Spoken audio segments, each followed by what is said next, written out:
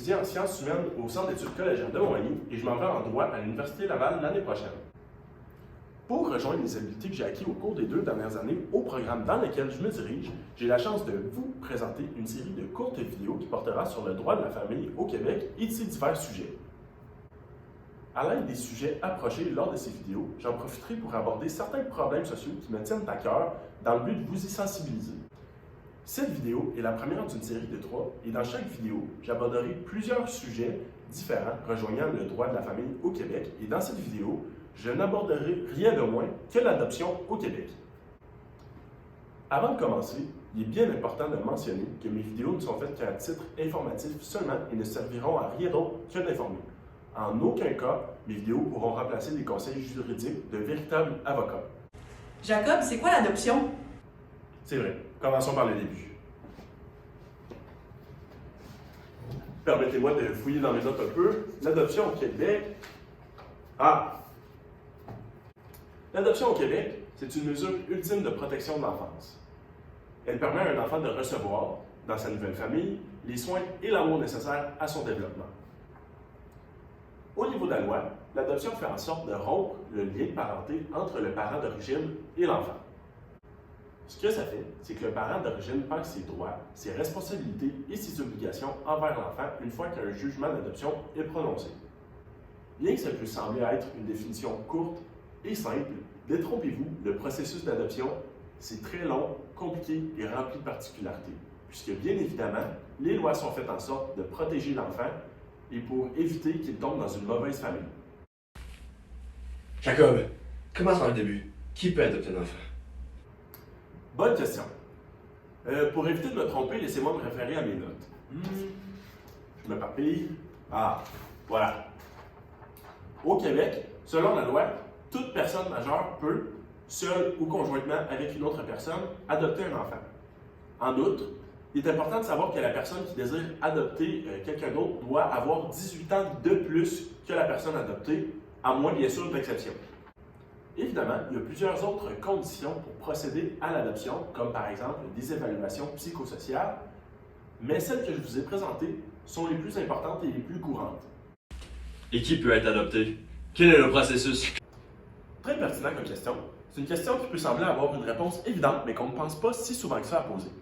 Au Québec, les enfants qui peuvent être adoptés sont soit des enfants orphelins, des enfants abandonnés ou des enfants dont les parents n'assumaient plus les responsabilités parentales ou encore des enfants dont les parents ont renoncé volontairement à leurs droits parentaux.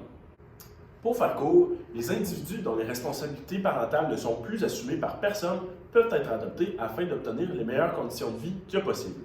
Pour ce qui est du processus d'adoption, ce qui est important de savoir, c'est qu'il y a 2 types d'adoption qui varient selon le contexte dans lequel l'enfant se retrouve. Ces 2 types d'adoption-là sont l'adoption régulière ainsi que l'adoption en banque mixte. Pour le premier type d'adoption, c'est-à-dire l'adoption régulière, ce qui est important de savoir, c'est que ça regarde les enfants dont les parents ont consenti à l'adoption d'enfants, le plus souvent dès la naissance. Deuxièmement, il y a l'autre type d'adoption, c'est-à-dire l'adoption en banque mixte. L'adoption en banque mixte, qu'est-ce que c'est? C'est surtout pour les enfants qui sont à fort risque d'être abandonnés par leurs parents d'origine et qui sont sous la supervision de la DPJ. La plupart du temps, leur admission à l'adoption est prononcée par un tribunal plutôt que par le consentement de leurs parents d'origine. Maintenant que je sais qui peut adopter et qui peut l'être, quels sont les droits d'une personne adoptée, Jacob? Encore une fois, excellente question. Premièrement, si l'enfant a 10 ans ou plus, il doit consentir à l'adoption. Deuxièmement, si l'enfant se trouve entre 10 et 14 ans et qu'il refuse, le tribunal peut tout de même renverser sa décision s'il juge que c'est dans le meilleur intérêt de l'enfant. Troisièmement, dès l'âge de 14 ans, le refus de l'enfant rend impossible l'adoption et même le tribunal ne peut rien y faire. De plus, comme l'adoption doit être faite dans l'intérêt de l'enfant, celui-ci a droit à avoir son propre avocat pour le représenter et pour défendre ses droits. Finalement, si l'enfant le désire, la loi lui permet de connaître ses noms et prénoms d'origine ainsi que les noms et prénoms de ses parents d'origine. Toutefois, ce dernier processus est un processus long, compliqué et rempli d'étapes et avec la pandémie, c'est encore pire. Bref, ce qui est important de comprendre, c'est que les lois sont faites pour favoriser les conditions de la personne adoptée. Est-ce qu'un parent d'origine qui donne son enfant en adoption a des droits, lui? C'est vrai, on n'y pense pas si souvent, mais dans un processus aussi important que celui de l'adoption, on y retrouve plus d'une partie, dont les parents d'origine. Dans ce processus, comme l'adoption a pour effet de rompre le lien de parenté entre le parent d'origine et l'enfant, les parents d'origine perdent leurs droits, leurs obligations et leurs responsabilités quant à l'enfant lorsque l'adoption est officialisée. Par exemple, une fois l'adoption prononcée, les parents d'origine n'auraient aucune pension alimentaire à payer ou ne pourraient être tenus responsables si quelque chose arrivait à l'enfant. Merci Jacob.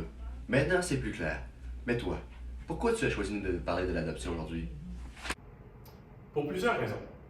Premièrement, selon Statistique Canada, en date de 2016, près de 28 000 enfants de 0 à 14 ans placés en famille d'accueil ont été dénombrés au Canada. Est-ce que vous vous rappelez de l'adoption en bande mixte dont je vous ai parlé plus tôt? Eh bien, une partie de ces 28 000 enfants partout au Canada sont des enfants du Québec qui sont dans cette banque mixte en attente de parents.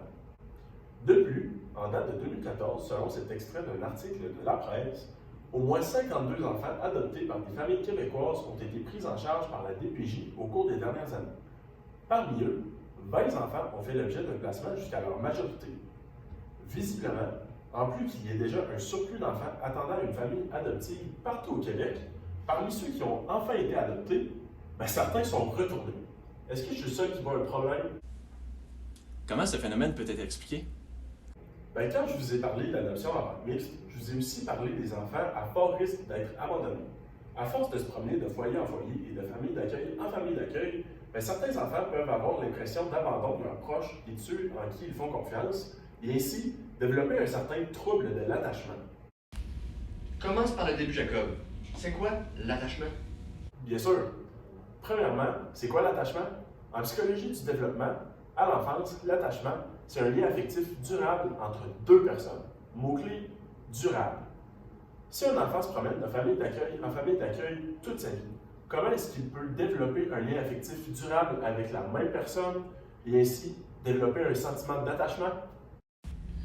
En quoi un trouble d'attachement cause un renvoi d'un enfant?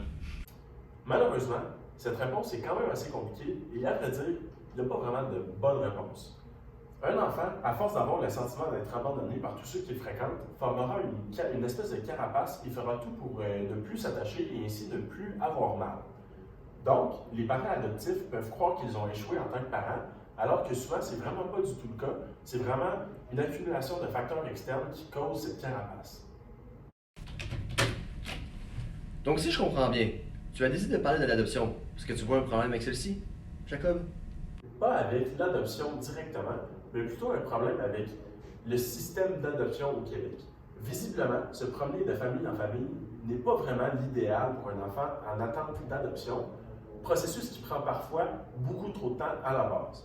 Ce système fautif a des conséquences directes sur l'enfant qui, s'il n'a pas été encore adopté à l'âge de 18 ans, se retrouve seul face au monde et trop souvent avec des troubles de comportement ou d'attachement. C'est ce qui conclut la vidéo d'aujourd'hui. Est-ce que vous avez des questions? Eh bien, j'espère que j'ai été précis. Et si vous avez des questions, n'hésitez pas à m'écrire en privé ou en commentaire et je tenterai de répondre du mieux que je peux à vos questions. Un merci à tous ceux qui ont participé à la conception de cette vidéo et un merci spécial à Isabelle Gamache qui a accepté de prendre de son précieux temps pour réviser les termes juridiques employés dans cette vidéo. Toutes mes sources sont dans la description. Merci de votre écoute et j'espère vous retrouver dans les 2 prochains épisodes. Merci beaucoup. À la prochaine.